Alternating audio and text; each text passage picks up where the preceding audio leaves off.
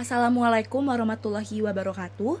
Perkenalkan, nama saya Zenita Oktriani dengan NPM 2300286.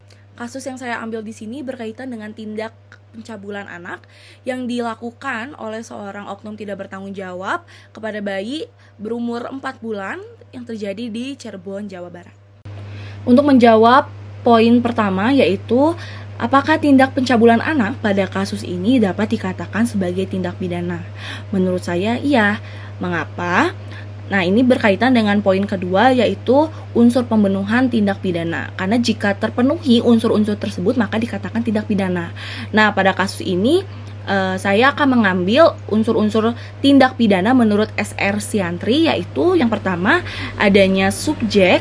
Di sini kita dapat tahu adanya subjek, pelakunya ada dalam kasus ini sebagai pelaku pencabulan. Kemudian yang kedua adanya unsur kesalahan. Yang ketiga adanya perbuatan bersifat melawan hukum.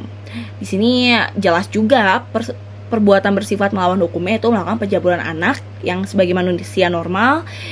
Kita tahu itu merupakan tindakan di luar moral dan di luar norma hukum yang ada di Indonesia.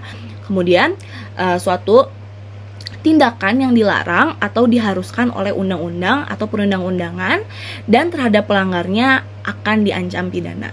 Ini akan berkaitan nanti dengan pasal atau undang-undang mengenai pencabulan anak. Kemudian yang terakhir adalah dalam suatu waktu, tempat atau keadaan tertentu. Kemudian lanjut pada poin ketiga, yaitu faktor-faktor apa yang menjadi pemicu terjadinya peristiwa tindak pidana kasus pencabulan anak ini terjadi. Menurut saya ada beberapa faktor, tetapi yang utama adalah faktor kejiwaan atau psikologis. Karena menurut pengamatan saya, pelaku sepertinya orang yang mudah tersulut emosi, mudah tersinggung, tidak berpikir panjang, jadi mudah ke-trigger untuk melakukan hal-hal di luar nalar manusia.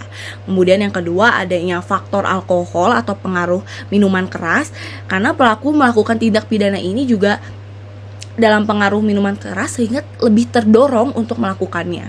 Kemudian yang ketiga ada faktor rendahnya tingkat akademik maupun juga agama. Kemudian ada faktor keluarga dan yang terakhir adalah faktor lingkungan.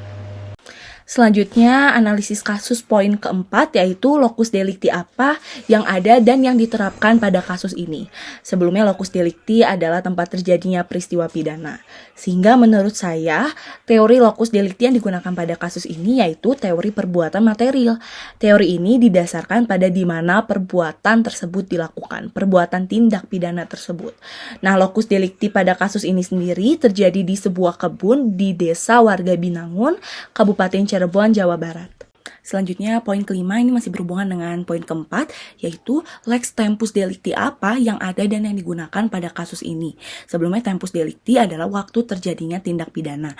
Adapun tujuan dari tempus ini adalah untuk keperluan kadaluarsa dan hak penuntutan, kemudian juga untuk mengetahui apakah hukum pidananya sudah berlaku atau belum. Ini merupakan asas legalitas. Jadi, tempus delicti pada kasus ini terjadi pada Kamis 23 November pukul 03.00 waktu Indonesia Barat. Selanjutnya analisis kasus pada poin ke-6, yaitu aturan hukum apa saja yang dilanggar pada kasus ini. Terkait tindak pidana pencabulan anak di bawah umur terdapat pada pasal 290 KUHP yang mengatur tentang perbuatan cabul terhadap anak. Terdapat pada ayat 2 dan 3 dengan ancaman 7 tahun penjara. Sedangkan pasal 82 Undang-Undang Nomor 23 Tahun 2002 tentang perlindungan anak yang menyatakan sanksi bagi pelaku pemerkosaan terhadap anak yaitu penjara paling lama 15 tahun. Dan pada poin terakhir yaitu penjelasan pasal serta unsur-unsur subjek dan objektif yang ada dalam pasal tersebut. Di sini saya menggunakan Undang-Undang tentang Perlindungan Anak, pasal 28 Undang-Undang Nomor 23 Tahun 2002 yang berbunyi setiap orang yang dengan sengaja melakukan kekerasan atau ancaman kekerasan, memaksa, melakukan tipu muslihat, serangkaian kebohongan atau membujuk anak untuk melakukan atau membiarkan dilakukannya perbuatan cabul dipidana dengan penjara paling lama 15 tahun dan paling singkat 3 tahun dan denda paling banyak 300 juta rupiah dan paling sedikit 60 juta rupiah. Lalu unsur subjektifnya apa? Nah, sebelumnya unsur subjektif itu meliputi subjek dan adanya unsur kesalahan. Pada pasal ini, unsur subjektifnya adalah melakukan perbuatan cabul, yaitu melakukan perbuatan asusila terhadap orang yang belum dewasa atau terhadap anak di bawah umur yang seharusnya dipelihara dan dijaga. Dan yang terakhir yaitu unsur objektif. Nah, unsur objektif ini adalah perbuatan yang bersifat melawan hukum, tindakan yang dilarang atau diharuskan oleh undang-undang atau perundang-undangan, dan terhadap pelanggarnya diancam pidana, serta dilakukan dalam waktu, tempat, dan keadaan tertentu.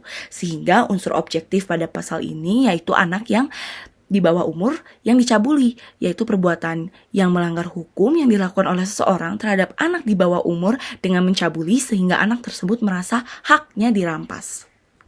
Sekian penjelasan dari saya. Mohon maaf bila ada kesalahan. Wassalamualaikum warahmatullahi wabarakatuh.